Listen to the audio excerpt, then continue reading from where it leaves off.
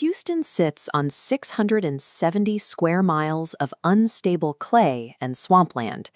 Every law of urban geography suggests a megacity shouldn't survive here, yet millions of tons of concrete have aggressively paved over the marsh. Build on a swamp, and the water eventually comes back. Heavy rains routinely overwhelm the local geography, leaving public parks, roadways, and entire neighborhoods submerged under muddy brown water. Add to that a climate that actively fights human comfort. Summer temperatures regularly hit 100 degrees, bringing a suffocating, thick humidity that constantly hangs heavily over the skyline. A terrain that shifts, that suddenly floods, and intensely bakes makes traditional urban planning nearly impossible.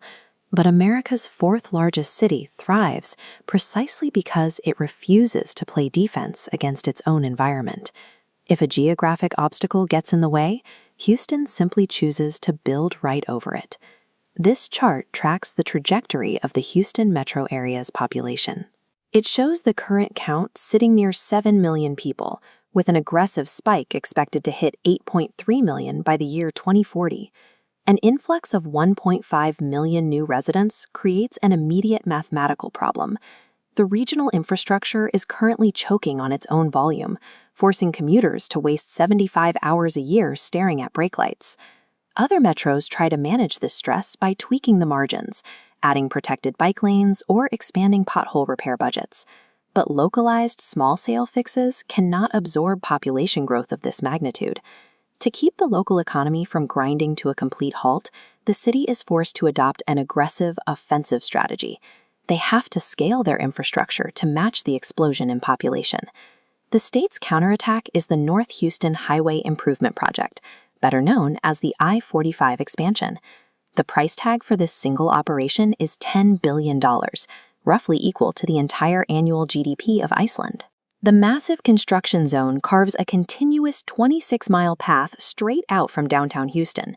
To handle the volume, the road expands and stacks upward, resulting in 26 lanes of combined traffic. Above this, giant suspended deck plazas will reconnect neighborhoods severed decades ago. Pouring enough concrete to support 26 lanes and suspended parks is a brute force terraforming effort. It is a deliberate rewiring of the city's anatomy to maximize vehicular throughput. Executing a blueprint this massive requires significant clearing of existing land. Over 400 private homes and dozens of businesses in historic neighborhoods are now marked for active, immediate demolition. Slicing a project of this width through dense urban centers has triggered intense backlash. Environmental groups point to the emissions generated by massive, ongoing construction and the long-term air quality impact of funneling cars through residential corridors. The friction reached the highest levels of government in 2021. The Biden administration stepped in and explicitly paused federal funding, citing severe civil rights concerns regarding how planned demolitions targeted minority communities.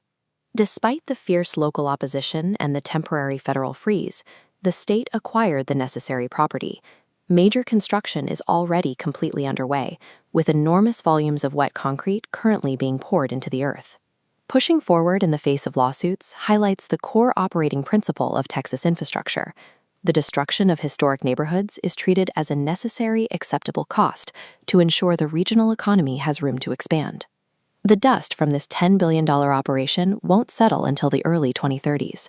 Once the barricades are removed, these multi-tiered concrete interchanges will channel an immense volume of freight, commuters, and commerce directly into the dense urban core.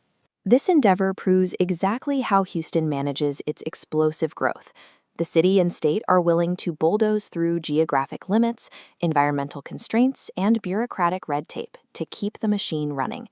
Yet, decades of urban planning data point to an unavoidable phenomenon called induced demand. When you build more lanes, driving becomes temporarily easier, which encourages more people to drive, eventually filling the road back up to capacity. A 26-lane highway won't cure the daily gridlock. It will simply act as a larger artery, enabling the city to do what it has always done best: aggressively expand its borders and build more suburbs.